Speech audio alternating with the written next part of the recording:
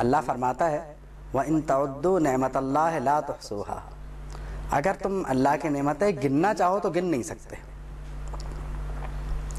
تو اب آپ یہ سوچئے کہ جن نعمتوں کو ہم گن نہیں سکتے ان کا شکر ادا کرنا کتنا مشکل کام ہے۔ یعنی اگر ایک ایک نعمت کا شکر ادا کرنا چاہیں، یا اللہ تو نے ہمیں صحیح سلامت رکھا، تیرا احسان ہے، یا اللہ تو نے ہمیں جسم عطا فرمایا، تیرا شکر ہے، یا اللہ تو نے ہمیں حسن عطا فرمایا، تیرا شکر ہے، تو کس کس نعمت پہ؟ تو اس کا طریقہ یہ کہ اللہ جتنی نعمتیں تو نے ہم کو عطا فرمائیں ان سب پر تیرا شکر ہے، جو تو نے ہمیں عطا فرمایا اس پر تیرا شکر ہے۔ تو طریقہ شکر جو ہے یہ بھی ایک مشکل ترین کام ہے، اتنا آسان کام نہیں ہے یہ بھی۔ یعنی شکر ادا کرنا یہ اتنا آسان کام نہیں ہے، اس کا بھی سلیقہ آنا چاہیے۔ اور تفسیر بیضاوی میں لکھا ہے الحمد راس الشکر، یعنی الحمد جو ہے وہ راس الشکر ہے، یعنی الحمد کہنا یہ بہترین شکر ہے۔ یہ اگر ہم یہ کہیں کہ یعنی شکر ادا کرنے میں سب سے بہترین شکر یہی ہے یا سب سے بہترین جملہ یہی ہے، تو یہ کوئی یعنی عجیب بات نہیں ہوگی۔ بات یہ ہے، اور کچھ نے کہا کہ صاحب حمد ہوتی ہے انعام پر اور شکر ہوتا ہے احسان پر، تو یعنی شکر ہوتا ہے عطا پر۔ تو عطا کا تو مسئلہ یہ ہے، اب دیکھیے انعام بھی ہو رہا ہے، عطا بھی ہو رہی ہے ایک ہی وقت میں۔ یعنی اللہ اپنے ایک مومن بندے کو عطا بھی فرما رہا ہے، انعام بھی دے رہا ہے، تو دونوں باتوں پر اب مومن کو دونوں باتوں پر اس کا شکر ادا کرنا ہے۔ اور بہترین شکر وہی ہوگا جو حمد سے شروع ہو۔ بات یہ ہے کہ اس میں اللہ تو اس میں جلالت ہے، اس پر تو کلام بہت مشکل ہوگا کہ کیسے ترتیب پایا، کیا ہوا، یہ تو ایک بہت الگ بات ہے۔ رب ایک صفت ہے اس میں۔ رب کے معنی ہوتے ہیں کسی شے کو،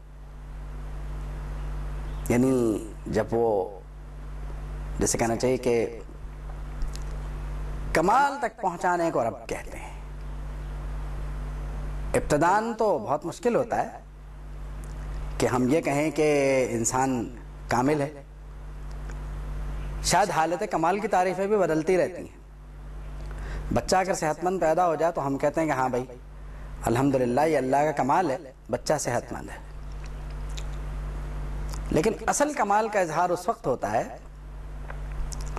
جب وہ میدان عمل میں آ کے اپنی فن کا، اپنی صلاحیتوں کا اظہار کرتا ہے،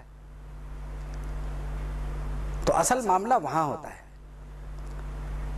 اور کمال جب پیدا ہوتا ہے، کمال جب آتا ہے تو وہ نقص کے مقابلے میں ہوتا ہے۔ بات یہ ہے کہ بچے کی پہلی حالت جس میں پیدا ہوا تو اس میں جہاں پہ کمال نہیں ہے وہ یہ ہے کہ وہ اپنی ضرورتیں خود پوری نہیں کر سکتا، تو پھر کس کو کمال کہیں؟ جب وہ روٹی کھانے لگے گا کیا اس حال کو کمال کہیں؟ یا اس بات کو کمال کہیں کہ جب وہ اور تھوڑا سا آگے بڑھ جائے گا؟ شاید جوانی کو انسان کی حالت کمال سے تشبیہ دے دی جائے تو بھی غلط نہیں ہے۔ اس کے ذہن میں شاید یہ بات ہوتی ہے کہ اب تو یہ ہو سکتا ہے کہ میں جہاں پیر ماروں وہاں سے اپنے ارادے کے مطابق جو چاہوں نکال لوں، لیکن ایسا ہوتا نہیں ہے۔ تو معلوم یہ ہوا کہ انسان کو مکمل پیدا فرمایا، انسان مکمل تو ہے، اس میں کمال بھی ہے، لیکن کہیں نہ کہیں کمی بھی ہے جس کا اسے اعتراف نہیں ہے، وہ ہونا چاہیے۔ دیکھیے بات یہ ہے کہ ایک حد تک تو کمال ترقی کرتا ہے، لیکن ایک حد کے بعد اس کمال میں زوال پیدا ہونا شروع ہوتا ہے۔ وہ بھی ایک حالت ہے، کیونکہ آپ جب یہ سمجھتے ہیں کہ ایک شخص ذمہ داریوں کے قابل نہیں رہا تو اسے وہاں سے سبکدوش کر دیتے ہیں، جس کا مطلب یہ ہوا دوسرے لفظوں میں کہ اب اس میں وہ کمال نہیں رہا جس کی ہمیں ضرورت تھی. یعنی دوسرے لفظوں میں یہ اس بات کا اعتراف بھی ہے کہ اب اس میں کمال نہیں رہا، جس کمال کی ہمیں ضرورت ہے وہ نہیں رہا. روزمرہ اگر یہی باتیں ہم دیکھیں تو ہمیں یقین ہوگا کہ دنیا کو فنا ہے، دنیا فانی ہے، مگر اس وقت یہ موضوع بحث نہیں ہے. اس وقت بات چلی ہم کی شکر کی. تو ہر نعمت پر اللہ کا شکر ادا کرنا چاہیے، اور ہمیں تلقین کی گئی ہے اس بات کی. الحمدللہ رب العالمین. تو بات یہ ہے کہ بیضاوی میں آتا ہے کہ هو الثناء علی الجمیل، یعنی یہ تعریف ہے اللہ رب العالمین کی، اور اس طرح کی کہ ہر کمال اس میں موجود ہے، اور یہ کہ وہ کمال عطا فرمانے پہ قادر بھی ہے. بات یہ ہے کہ ہم انسان کے مساوی ہونے کا دعویٰ کرتے ہیں کہ انسان مساوی ہے. اگر غور کریں تو کہاں ہے؟ ایک عالم ہے، ایک کم درجے کا عالم ہے، ایک اس سے بہت اوپر کا عالم ہے.